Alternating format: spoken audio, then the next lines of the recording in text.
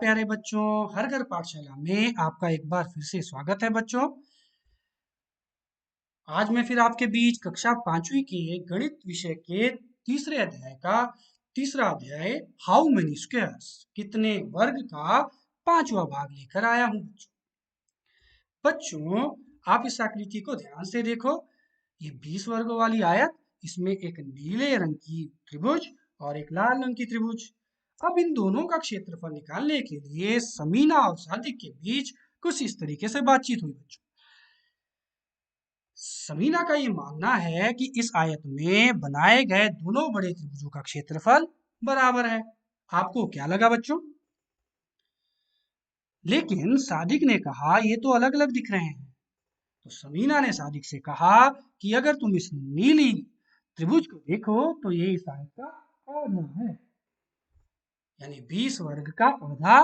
तो सादिक इस निर्णय पर पहुंचा कि जो ये नीला त्रिभुज है वो बड़ी आयत का आधा है और बड़ी आयत का क्षेत्रफल 20 वर्ग सेंटीमीटर है, इसलिए नीले त्रिभुज का क्षेत्रफल 20 का आधा यानी 10 सेंटीमीटर होगा।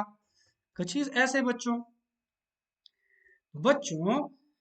सादिक से अब समीना ने पूछा कि लाल त्रिभुज का क्षेत्रफल कैसे निकालोगे सादिक? तो अब दोनों ने मिलकर इस पहेली को, इस प्रश्न को कुछ इस तरीके से सुलझाया। दोनों को ये बात पता चली इस आकृति को देखकर कि इसमें तो दो अलग अलग आयतों के आधे हैं। दो अलग अलग आयतों के आधे। बच्चों कुछ इस तरीके से सादिक और समीना ने क्या किया, सबसे पहले जो ये संतरी वाली आयत थी उसमें देखा कि इसमें दो बराबर समकोण हैं और इस हरे वाली आयत में भी दो बराबर समकोण हैं। अब सबसे पहले उसने इस आयत का ही क्षेत्रफल निकाल लिया। उन दोनों ने, ये दूरी 5 सेंटीमीटर, ये 4 सेंटीमीटर। तो आयत का क्षेत्रफल क्या हुआ बच्चों? लंबाई गुणा चौड़ाई। लंबाई की जगह 5 रखेंगे, चौड़ाई की जगह 4। तो 5 को जब आप 4 से गुणा करेंगे तो 20 वर्ग सेंटीमीटर बच्चों। अब बच्चों उन्होंने इस त्रिभुज का क्षेत्रफल ज्ञात करना शुरू किया कुछ इस तरीके से।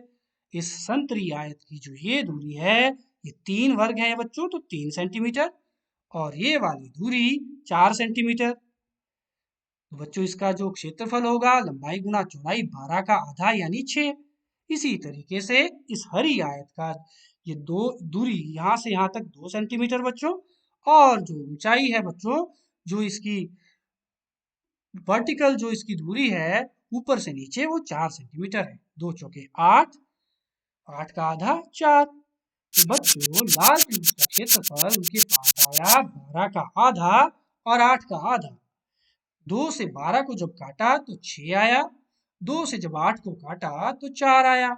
2 चौके 8, 2 छक्के 12, 6 जमा 4 बराबर है 10 वर्ग सेंटीमीटर बच्चों। इसी तरीके से बच्चों आप इस आकृति को देखो। सुरुचि ने एक आकृति की दो भुजाएं बनाई। उसने आसिफ से उसकी दो भुजाएं और बनाकर उसे पूरा करने को कहा, जिससे कि इसका क्षेत्रफल 10 वर्ग सेंटीमीटर हो। तो बच्चों सादिक ने इसे कुछ ऐसे किया। सादिक ने कहा कि ये तो बहुत आसान है, अगर हम हरे भाग को देखेंगे तो इसमें 4 वर्ग हैं, और अगर हम पीले भाग को देखेंगे तो इसमें 6 वर्ग हैं, दोनों में 10 वर्ग हैं, तो इसका क्षेत्रफल 10 वर्ग सेंटीमीटर हुआ। तो बच्चों आप इसको कैसे करेंगे? इस आकृति को ध्यान से देखो बच्चों। इसमें ये 5 पूरे वर्ग, एक और ये 2 आधे वर्ग, 5 और 2 आधे एक 6। पीली आकृति में वर्ग हुए बच्चों 5 और एक 6। इस हरी आकृति में 2 पूरे वर्ग और ये 4 आधे वर्ग। तो ये बच्चों 2 पूरे 4 आधे, 4 का आधा 2 होता है, तो हरी आकृति में वर्ग 2 और 2 4। तो कुल क्षेत्रफल हुआ 6 जमा 4 बराबर है 10 वर्ग सेंटीमीटर।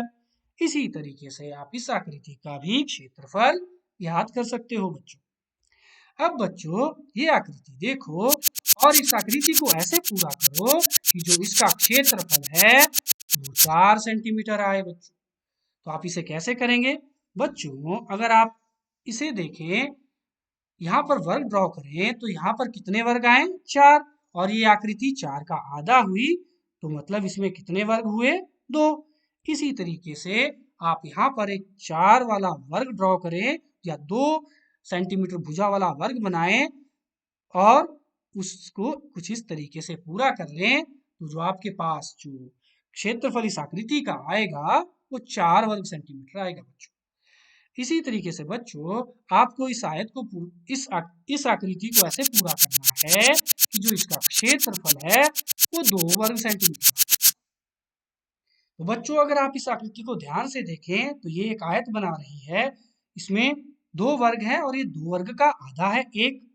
तो आप भी यहाँ पर एक आयत ड्रॉ कर सकते हो और इस आयत को इस तरीके से बिल्कुल इससे एक मिरर इमेज बनेगी, इसकी शीशे वाली इमेज बनेगी, तो ये पूरा एक वर्ग और बन जाएगा और आपका जो इस आकृति का क्षेत्रफल होगा वो 2 वर्ग सेंटीमीटर हो जाएगा।